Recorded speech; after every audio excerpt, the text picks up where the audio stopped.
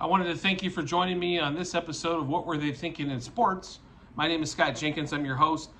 Today, we're entering into about Game 2 of the NBA Finals, just wanted to kind of recap what everybody thought of the Western Conference Finals, the Eastern Conference Finals, kind of what happened there, why the two teams like Golden State and Boston are in the finals, and what they kind of accomplished. We'll start in the Eastern Conference.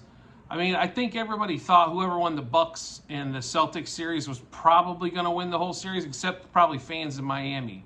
Miami has one of those teams that is a blue collar, works hard, seems to always overachieve for what they have talent wise.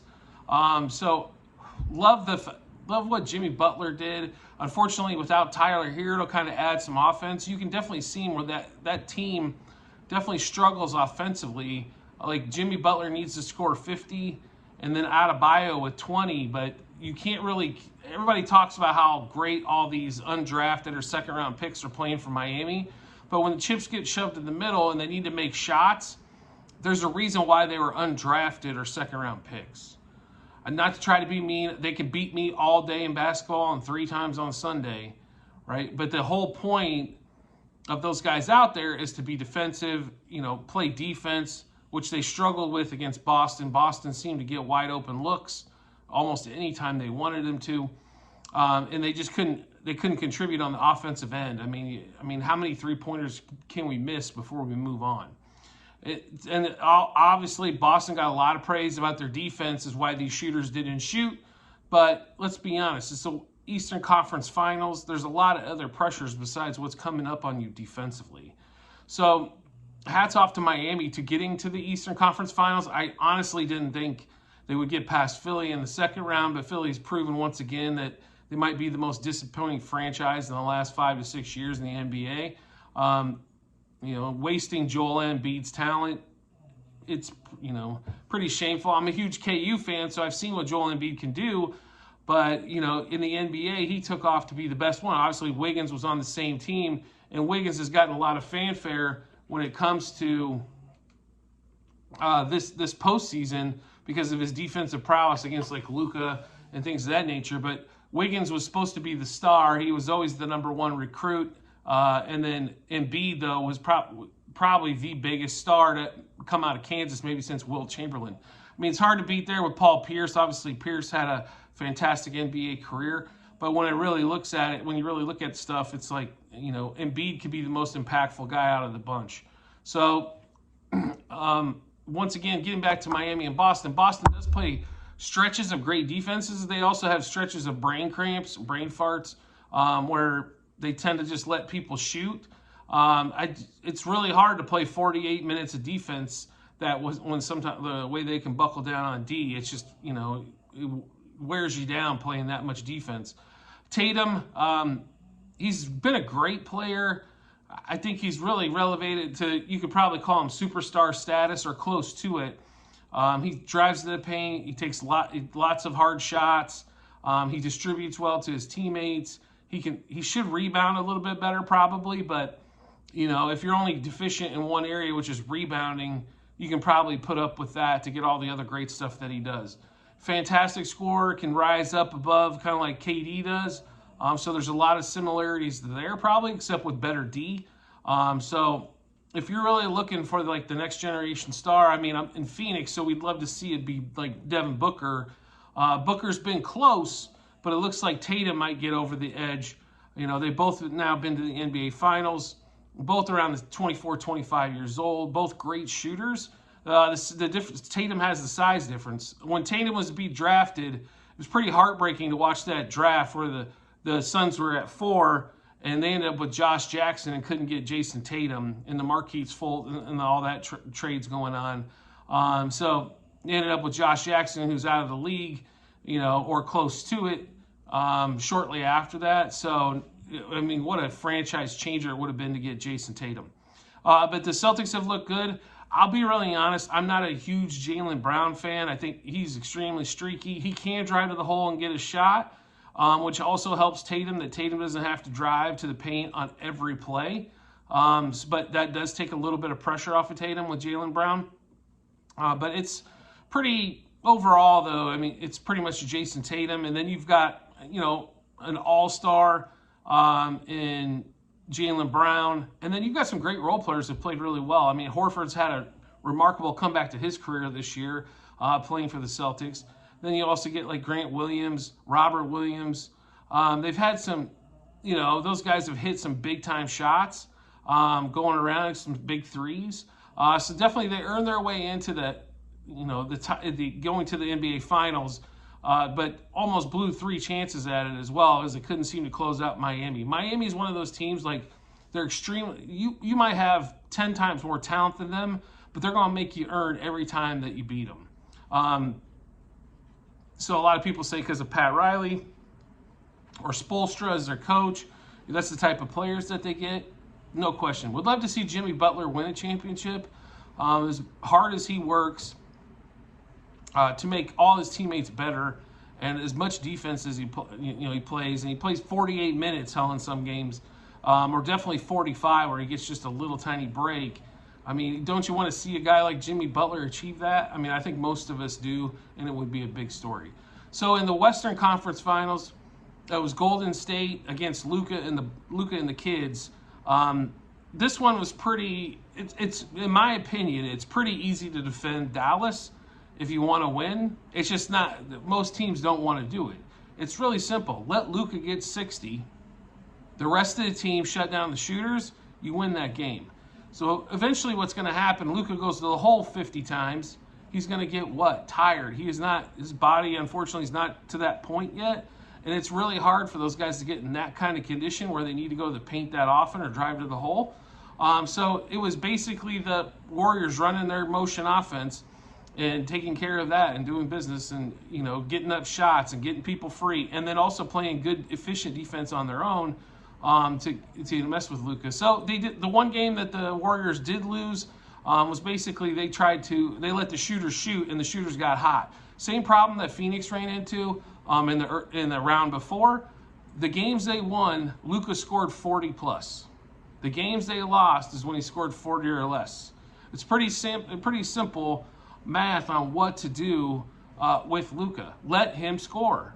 I'm not saying you don't guard him. I'm just saying there's no reason to double. If he scores, congratulations, let's move on to the next one. If he doesn't score, grab the rebound, push the ball, let's go. But letting the shooters get hot is absolutely devastating to your defense, watching these guys get 3-point looks and nail them. Next thing you know, you're down 20 or 30 in the first half of Game 7, and you don't even know what the hell happened. What were the Phoenix Suns thinking, right? I mean, it's been really frustrating to watch these other teams be in the NBA Finals because it should be the Suns there. The Suns, in my opinion, I think they defensively would have probably played better against the Warriors. There's not as much pick and roll. There's not as much dump out to the shooters. They play a lot more from the paint, or that's where they prefer to. Now, they will kick out, obviously, all the time, but they do play a lot from inside the paint, even though not being a superiorly tall team. So the Warriors get through that series pretty handily. Now going into the NBA Finals, we did get Game 1 on Thursday night. It was an absolute shocker. I don't think anybody had the Celtics on the money line. So Celtics plus the points didn't seem like a bad one, but this series is really confusing to me.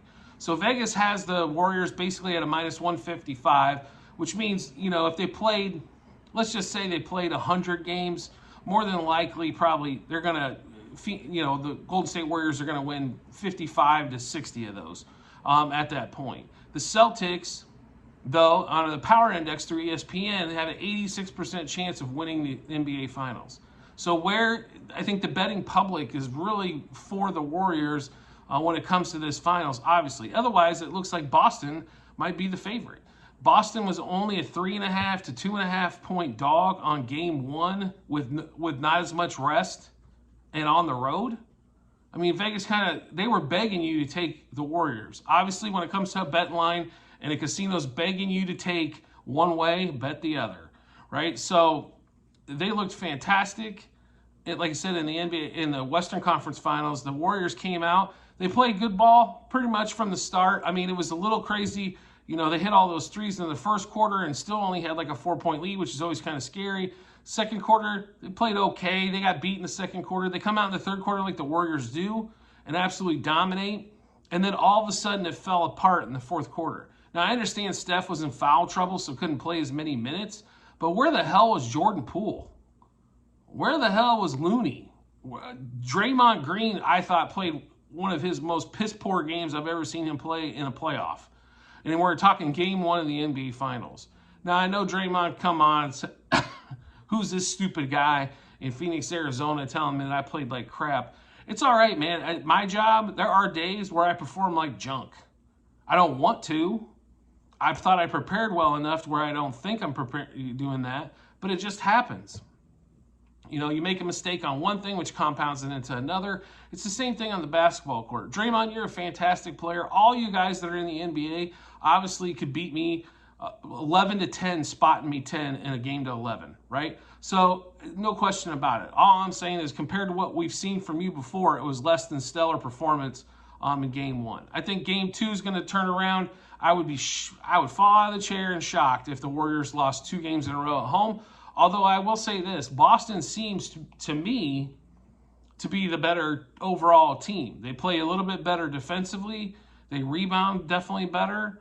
And then you come down offensively, they've got just as many shooters as Golden State does. Plus they've got Jason Tatum and Brown who can go to the hole. Clay seems to be like he's a little scared to go to the hole. Jordan Poole, I don't know what he did in game one. I still haven't, he might as well just not even bothered showing up. No reason to suit up if you're not going to put forth anything. So, you know, and then, you know, then you get into the, like Draymond and some of the other guys. Clay doesn't go to the hole. Draymond's not a big driver. You know, they don't drive to the basket quite as much. They do a lot of cuts, back screens, things of that to get open in the paint, but they didn't seem to take advantage of those. And then they turned it into a 3-point contest, and a 17-0 run later, here you go. Boston's got a 14-point lead, and with a couple minutes to go, and you're toast. You know, that second half, I don't know if I could have seen a more diverse second half with the way Golden State played in the third quarter versus what they played in the fourth quarter. So definitely something to keep in mind on game two. And then after that, obviously heading back to Boston for games 3 and 4 of the finals next week. So it should be fantastic to see. I'm expecting big-time basketball and closer games. Let's see if the Celtics can actually win a close game. That's not been their forte all season long. Games decided by 4 points or less, their record is absolutely putrid. They tend to blow out teams. They finish it off, or they just get their butt handed to them. So and it could be, you know, maybe effort, tired, whatever it may be, but they seem to either they're going to beat you by double digits or they're going to lose by double digits. Which, in my opinion, if they're winning by double digits, you're going to cover a lot of games doing that. It's just making sure maybe we don't put the money on them when we think that they're not going to dominate a game. A lot of other things going on, obviously, in sports right now. Baseball's in full swing as we're in the first week of June. Watching these guys start to hit again. It's not just a pitcher's league like it was for April and part of May. Trey Turner and Goldschmidt had 25-plus hitting streaks apiece. You know, the bats are starting to heat up, which is, you know, obviously a little bit more exciting as a fan. I do get into the 2-1 pitchers duel. If there's still a lot of action, these guys are kind of getting out of trouble. It's just when it's 2-1 and, you know, one team has 15 strikeouts, the other one has 14 strikeouts, and nobody's gotten base. It was a 2-run homer and a solo homer. Kind of, those can be a little tough to watch. But to watch, like, these guys actually have strategy on what they do, you know, maybe they have runners at first or runner at second or first and second, and they get out of jams. It's pretty exciting stuff to watch. So I did want to thank you for joining me on What Were They Thinking in Sports. As always, if you could rate, review, subscribe, or comment below, I'd greatly appreciate it. And I'll see you soon on the next episode.